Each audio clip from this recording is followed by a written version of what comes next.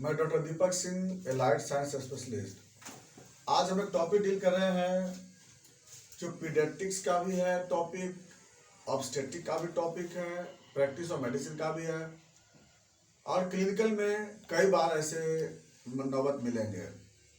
हाइड्रॉप्स fetalis, नाम से ही लग रहा है। हाइड्रॉप्स मतलब excessive water, and fetalis means जो इंट्रायूट्राइन लाइफ में जो बच्चा होता है उसको फिटस बोलते हैं।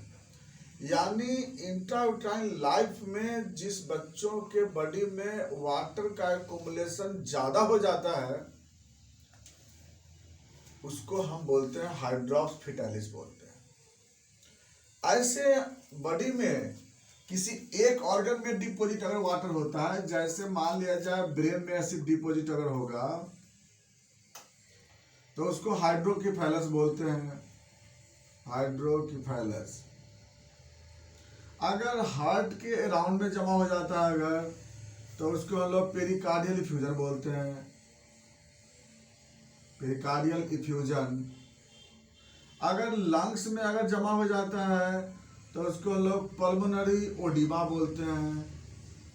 अगर प्लूरल कैविटी में अगर हो जाता है तो उसको प्लूरल इफ्यूजन बोलते हैं, प्लूरल इफ्यूजन। अगर एब्डोमेन में डिपॉजिट होता है तो उसको हम एसाइटिस बोलते हैं। अगर स्किन पे जमा हो जाता है तो उसको हम लोग सब क्यूटेनियस ओडिमा बोलते हैं।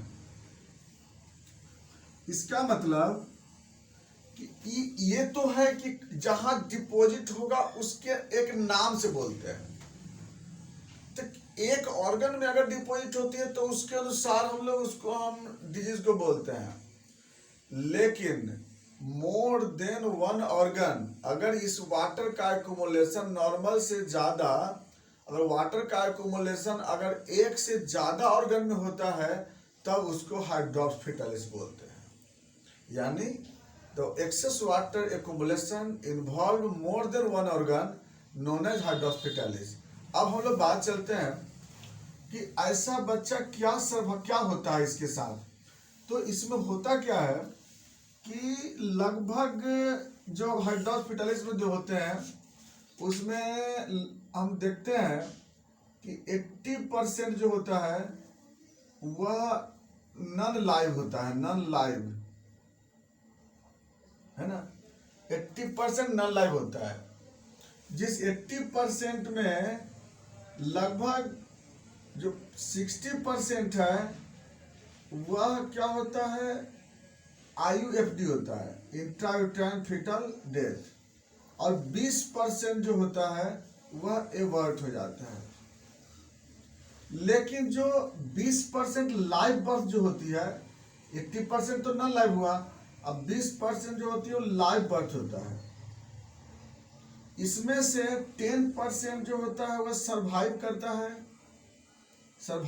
है और भी अगर ट्रीटमेंट करे तो, और 10% जो होता है उसमें वो नॉन सर्वाइवल होता है, डेथ कर जाता है।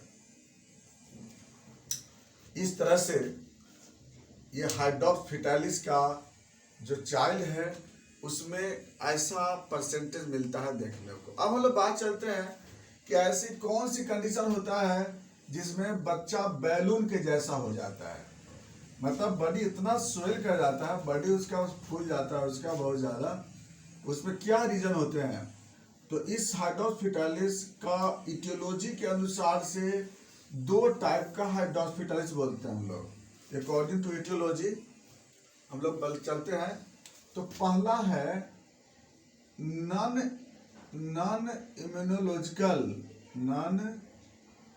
इम्यूनोलॉजिकल हाइड्रॉप्स फिटालिस, और दूसरा होता है इम्यूनोलॉजिकल हाइड्रॉप्स फिटालिस। हम लोग चलते हैं सबसे पहले नॉन इम्यूनोलॉजिकल हाइड्रॉप्स फिटालिस किसको बोलते हैं। नॉन इम्यूनोलॉजिकल का मतलब होता है कि जिसमें जो मैक्सिमम जेनेटिक्स भी होते हैं इसमें। तो नॉन इम्यूनोलॉजिकल मतलब कि इम्यूनिटी इसमें भाग नहीं लेती है, क्योंकि इम्यूनिटी वाली बात हम चलते हैं। इम्यूनिटी में क्या होती है, RH एंटीबॉडी के कारण होता है ऐसा। तो खैर हम लोग बात इसमें करते हैं कि नॉन इम्यूनोलॉजिकल में क्या क्या होता है। तो इसमें सबसे पहले जो मिलता है इसमें वह है hereditary spherocytosis. Hereditary spherocytosis, spherocytosis. चलिए सबसे पहले इस पर जिक्र करते हैं। हेरिडिटरी स्फेरोसाइटोसिस क्या होती है कि इंट्राउटाइन लाइफ में ही जो आरबीसी बनता है वह स्फेरिकल शेप का होता है, और उस स्फेरिकल के साथ साथ बीच में रिंग भी हो जाता है। स्फेरिकल बल्कि बीच में रिंग होता है। तो स्फेरिकल शेप का जो आरबीसी होती है वह क्या होता है, सर्वाइव नहीं करता है और ये ब्रेक कर जाता है, जिसके कारण सीवियर फीटल एनीमिया हो जाता है। चलिए एक नंबर हो गया। तो एक कंडीशन होता है हेरिडिटरी स्फेरोसाइटोसिस, यह जेनेटिक डिजीज हो गई। नंबर 2 फीटल थैलेसीमिया, उसको बोलते हैं फीटल थैलेसीमिया। फीटल थैलेसीमिया किसको बोलते हैं, जिसमें कि हम लोग जानते हैं, बताए थे आपको कि थैलेसीमिया जो होती है एक अल्फा थैलेसीमिया होता है, एक बीटा थैलेसीमिया होती है। तो अल्फा थैलेसीमिया, यहाँ पर फीटल थैलेसीमिया अल्फा थैलेसीमिया होती है। उसमें अल्फा थैलेसीमिया के कारण ही फीटल थैलेसीमिया डेवलप होती है। अब याद करिए, अल्फा थैलेसीमिया में पढ़ाए थे कि 16 नंबर क्रोमोसोम पर 4 तरह का जीन होता है, अल्फा 1, अल्फा 2, अल्फा 1, अल्फा 2। इसमें बताया थे आपको दोनों पे 4, एक एक को 2 जीन होता है पैटर्नल मैटर्नल पे। अगर इसमें से एक जीन गायब होती है बाय द वे, तो उसको बोलते हैं थैलेसीमिया ट्रैट पर्सन। 2 जीन गायब होती है तो उसको बोलते हैं थैलेसीमिया कैरियर पर्सन। 3 और प्लस माइल्ड थैलेसीमिया बोलते हैं। अगर इसमें 3 जीन अगर गायब होता है बाय द वे तो थैलेसीमिया मेजर कहलाता है। और अगर चारों का चारों जीन गायब हो जाता है अगर बाय द वे, तो इंट्रायूट्राइन लाइफ में ही थैलेसीमिया हो जाता है। हम क्या बोले हैं कि अगर यहाँ पर जो एक जीन गायब होगा, इस सब तीनों जीन जो गायब होती है वह जन्म के बाद में दिक्कत होती है। इसमें जो दिक्कत जब भी होता है तो जन्म के बाद में, किसी में 6 महीना पे देखभाल होगा, किसी में 8 साल पे होगा, किसी में 12 साल पे होगा, किसी में 40 साल पे होगा। लेकिन अगर चारों जीन गायब हो जाएगा तो इंट्रायूट्राइन लाइफ में ही यह जो अल्फा चेन है वह बनेंगे नहीं, और उसके जगह पे जो बीटा चेन है वह बीटा चेन तो रहता नहीं, तो गामा चेन होती है ना। तो आरबीसी के अंदर अल्फा चेन बनेगा नहीं, और आरबीसी के अंदर जो होती है वो ओनली गामा चेन का हीमोग्लोबिन मिलेगा। और गामा चेन का हीमोग्लोबिन को हम लोग बोलते हैं बड हीमोग्लोबिन कहते हैं। ये बड हीमोग्लोबिन कहते हैं इसको, बड हीमोग्लोबिन। ये क्या होता है फिर समझिए गौर से। फीटल में जो होता है वह दो गामा 2 अल्फा होता है, 2 अल्फा 2 गामा होता है।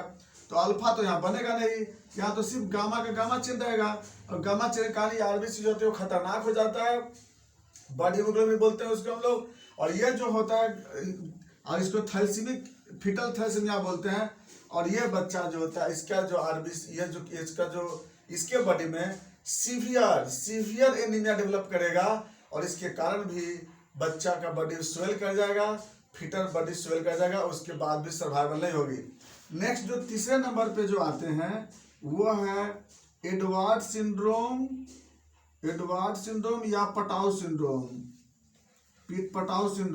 ये दोनों में क्या होता है, क्रोमोसोम्स की अबनॉर्मलिटी के कारण यहाँ भी पानी का एक्युमुलेशन, वाटर का एक्युमुलेशन हो जाता है, क्योंकि इसमें भी रियल में प्रोटीन सिंथेसिस कमी हो जाती है, और जिसके कारण, और इसमें सबसे बड़ा कार्डियक डिजॉर्डर हो जाता है। और कार्डियक डिजॉर्डर होने के कारण पूरे बॉडी में स्वेलिंग हो जाता है, कार्डियक वर्क नहीं कर पाता है, सर्कुलेशन अल्टर हो जाता है फीटस में, और उसके कारण स्वेलिंग हो जाता है। और अब आते हैं बात नंबर 4 पर, जिसमें कि टॉर्च इन्फेक्शन के कारण, टॉर्च इन्फेक्शन जिसको कि टॉक्सोप्लाज्मा, गोंडी, रूबेला, साइटोमेगाली और हर्पिस। इसमें जो साइटोमेगाली वायरस होती है इसके कारण बहुत ज़्यादा हाइड्रोपिक स्वेलिंग हो जाता है, इसमें सर्वाइवल नहीं होती है। और अगला है पार्वोवायरस। पार्वोवायरस जो होता है, पार्वोवायरस के कारण जो होता है उसमें भी यह हाइड्रोप स्वेलिंग हो जाता है। जितने भी हम लोग देखे ना, इस सारे का सारा नॉन इम्यूनोलॉजिकल कॉज थे। नॉन इम्यूनोलॉजिकल कॉज, चाहे हेरिडिटरी स्फेरोसाइटोसिस था, या फीटल थैलेसीमिया था, या फिर फीटल थैलेसीमिया समझ गए क्या कैसे डेवलप होती है, इसके बाद फिर यहाँ पर टॉर्च इन्फेक्शन होगा, या पारोवायरस का इन्फेक्शन होगा, या पटाउ सिंड्रोम होगा। इसमें जो होता है कार्डियक डिजॉर्डर, कार्डियक माल डेवलपमेंट के कारण होती है। तो मेनली कार्डियक माल डेवलपमेंट की वजह से हाइड्रोपिक स्वेलिंग हो गई यहाँ पर।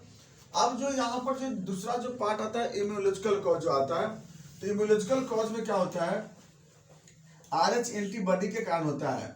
इम्यूनोलॉजिकल कॉज होता है वो ओनली फॉर RH एंटीबॉडी के कारण। अब RH एंटीबॉडी क्या होता है, इसको थोड़ा सा हम एक बार देख लेते हैं। ऐसी फीमेल जिसके बॉडी में RH एंटीबॉडी बन जाता है, तो RH एंटीबॉडी बनता किस में है, तो RH निगेटिव फीमेल में RH एंटीबॉडी अपीयर हो जाता है। जैसे मान लिया सपोज दैट ये एक फीमेल है और इसका ये यूट्रस है जिसमें वो बच्चा सरवाइव करने वाला है, और इस मदर के बॉडी में ये मदर है RH निगेटिव मदर है, ये RH निगेटिव मदर है। और RH निगेटिव में RH एंटीबॉडी अपीयर है, RH एंटीबॉडी प्रेजेंट हो जाता है। अब RH एंटीबॉडी प्रेजेंट क्यों हो जाता है, तो 3 कारण से प्रेजेंट होता है। पहला, अगर RH पॉजिटिव ब्लड ट्रांसफ्यूजन से, दूसरा RH पॉजिटिव ऑर्गन ट्रांसप्लांट से, और तीसरा, पहला क्या बता रहे, ब्लड ट्रांसफ्यूजन से, दूसरा ऑर्गन ट्रांसप्लांट से, और तीसरा RH पॉजिटिव एम्ब्रियो डेवलप से। मतलब क्या कि अगर RH पॉजिटिव का ब्लड ट्रांसफ्यूजन अगर इस मदर को किया गया, तब उसके बॉडी में क्या डेवलप कर जाएगा, RH एंटीबॉडी बन जाएगा। वो कैसे बन जाएगा, जैसे हम बता देते हैं कि मान लिया सपोज दैट इसके बॉडी में RH एंटीजन नहीं है, RH एंटीजन नहीं है, यानी इसके बॉडी में जो RH एंटीजन नहीं रहेगा, तो बी लिम्फोसाइट जो होती है, बी लिम्फोसाइट ये क्या करेगा, RH एंटीबॉडी बना डालेगा। RH एंटीबॉडी जो होता है ये IgG टाइप का होता है। IgG का मतलब होता है लो मोलिकुलर वेट एंटीबॉडी। खैर, अब क्यों बन जाएगा, इसके बॉडी में बी लिम्फोसाइट क्यों एक्टिवेट कर दिया, क्योंकि ये तो मेरे बॉडी का इम्यून सिस्टम का फंक्शन है ना, कि अगर कोई भी बाहर से कोई फॉरेन बॉडी आता है तो उसके अगेंस्ट में क्या बनाता है, एंटीबॉडी बनाता है। तो इसका बॉडी है RH निगेटिव, इसका बॉडी तो जान नहीं रहा है इसके प्रोटीन को, तो जैसे बाहर से कोई RH एंटी, अब क्यों आवेगा ये, ब्लड ट्रांसफ्यूजन करने से, या ऑर्गन ट्रांसप्लांटेशन से, या एम्ब्रियो के डेवलप होने की वजह से। तो वह एम्ब्रियो कौन सा हो रहा होगा, यह एम्ब्रियो डेवलप जो हो रहा होगा, इसमें वह हो सकता है कि अगर RH पॉजिटिव का एम्ब्रियो डेवलप हो रही है, तो अगर वो ज़्यादा तो होता है फर्स्ट डिलीवरी के केस में, ज़्यादा होता है फर्स्ट प्रेगनेंसी के केस में, फर्स्ट डिलीवरी में, कि ब्लड मिक्सअप हो जाता है। तो थोड़ा ब्लड मिक्सअप हो गया तो बॉडी में चला गया एंटीजन, और RH एंटीजन जाएगा तो फिर मदर में क्या बन जाएगा, एंटीबॉडी। और एक बार एंटीबॉडी बन गया तो कई साल तक ये एंटीबॉडी रह जाता है ये।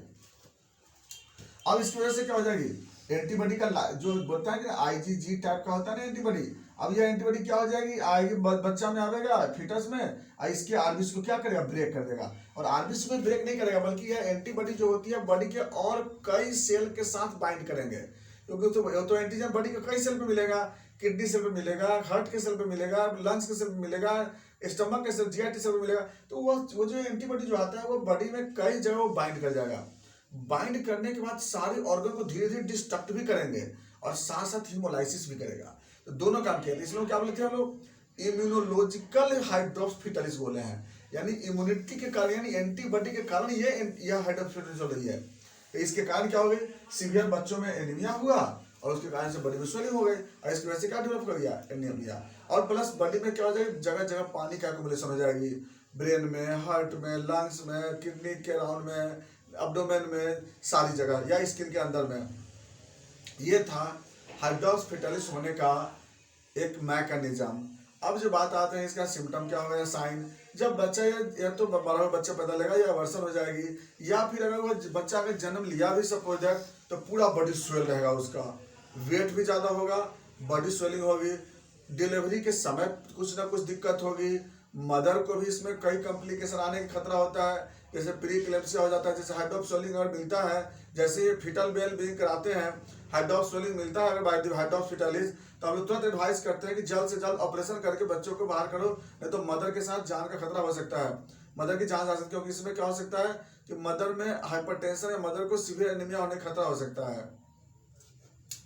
अब देखिए, तो ये हम लोग सिम्टम, यही सब सिम्टम आता है, बच्चा का जो हार्ट का फंक्शन वो डिमिनिश्ड होगी, लंग्स का फंक्शन डिमिनिश्ड होगा, एक्टिविटी लो होगा, बॉडी में स्वेलिंग ज़्यादा होगी, स्किन का टर्गर प्रेशर ज़्यादा मिलेगा, ये सब पेशेंट में। और बॉडी का जो कलर होगा वो थोड़ा येलोइश कलर का होगा, पीला तो जैसे नॉर्मल कलर कैसा होता है, ये पिंकिश होता है बच्चा का जन्म के समय, और इसका कलर कैसा होता है, येलोइश कलर का होता है।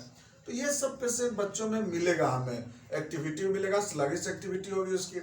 अब बात आते हैं कॉम्प्लिकेशन की, इस बच्चा कॉम्प्लिकेशन क्या होगा, तो सर्वाइवल 10% ही है, और 10% सर्वाइव, बाकी तो 90% तो ऐसे ही डेथ कर जाता है। तो जो 10% सर्वाइवल है उसमें या तो फिर न्यूरोलॉजिकल प्रॉब्लम आ सकता है, उसको कार्डियक प्रॉब्लम हो सकता है, किडनी का प्रॉब्लम हो सकता है, ये सब प्रॉब्लम देखने को मिल जाता है। इन्वेस्टिगेशन हाइड्रोफिटालिस को पता है, हम लोग इंटरटाइम लाइफ में ही हम लोग फीटल वेल बीइंग से कराते हैं हम लोग। इन्वेस्टिगेशन में क्या है, फीटल वेल बीइंग, उसमें क्लियर रिपोर्ट आएगी। एमनियोसेंटेसिस कराते हैं। कभी कभी ये हम लोग देखते हैं कि कॉम्प्लिकेशन में वो चीज़ है कि हाइड्रोफिटालिस में कि प्लासेंटा का साइज बड़ा हो जाता है और पॉलीहाइड्रामनोज मिलता है। तो जब हम लोग कराएंगे जब फीटल वेल बीइंग, तो उसमें आपको पॉलीहाइड्रामनोज मिलेगा, तो ये कॉम्प्लिकेशन भी मिल जाता है ये। तो पॉलीहाइड्रामनोज का चांसेस मिलता है। और प्लस हम जांच कराएंगे मदर का कुंभ टेस्ट, तो कुंभ टेस्ट जांच कराएंगे तो उसमें क्या मिलेगा, RH एंटीबॉडी पॉजिटिव मिलेगी। तो कुंभ टेस्ट हम लोग कराते हैं उसमें, कुंभ टेस्ट, COOMB बोलते हैं उसको, कुंभ टेस्ट, एक टेस्ट का नाम है। तो ये रिपोर्ट में क्या आ जाएगी, पॉजिटिव, रिपोर्ट में आ जाएगा पॉजिटिव आएगा। तो हम लोग डायरेक्ट कॉर्ड ब्लड से भी कर सकते हैं या फिर बॉडी के ब्लड से भी लेकर कर सकते हैं हम लोग, दोनों में आप कर सकते हैं, डायरेक्ट इनडायरेक्ट दोनों मेथड से कर सकते हैं हम लोग। बाकी ब्लड ग्रुप का जांच करेंगे, मदर का भी जांच करेंगे, फीटस का भी जांच करेंगे, और प्लस उसके जो हस्बैंड होगा उसका भी जांच कराएंगे। सबका ब्लड ग्रुप जरूरत होता है जांच करना है, क्योंकि ताकि अगला फीटस में ऐसा दिक्कत डिसऑर्डर्स ना हो। उसके बाद ये हम लोग जांच करा के देख लेते हैं। बाकी हम लोग हीमोग्लोबिन परसेंटेज है, बिलिरुबिन का टेस्ट है, ये सब हम लोग बर्थ के समय फीटस का जांच करते हैं। नेक्स्ट आते हैं मैनेजमेंट। मैनेजमेंट में पहला तो कार्डियक मॉनिटरिंग करेंगे, प्लस वेंटिलेशन पे बच्चा को रखते हैं हम लोग, NICU में रखते हैं।